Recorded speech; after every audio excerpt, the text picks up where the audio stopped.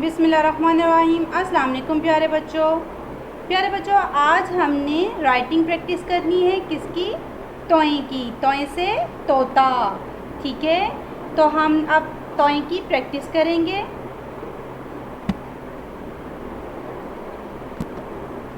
ये है तोय। क्या है? तोय।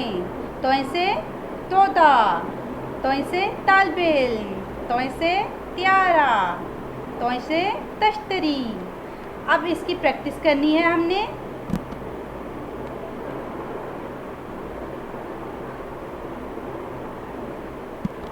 जी तो प्यारे बच्चों, सबसे पहले तो आपने इसके ऊपर उंगली फेरनी है। ठीक है, ये देखें, स्ट्रेट लाइन, इसके ऊपर ऐसे उंगली फेरेंगे। देन आपने इसको स्लांट लेकर जाना है, स्मॉल सेमी सर्कल। देन आपने इसको स्ट्रेट लेकर आना है थोड़ा सा बाहर, तो ये क्या बन जाएगा? तोय।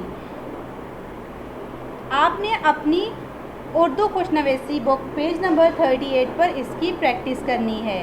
ओके स्टूडेंट्स,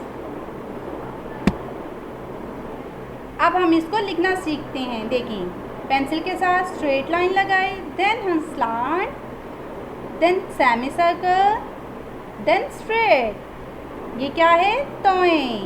ठीक है स्टूडेंट्स।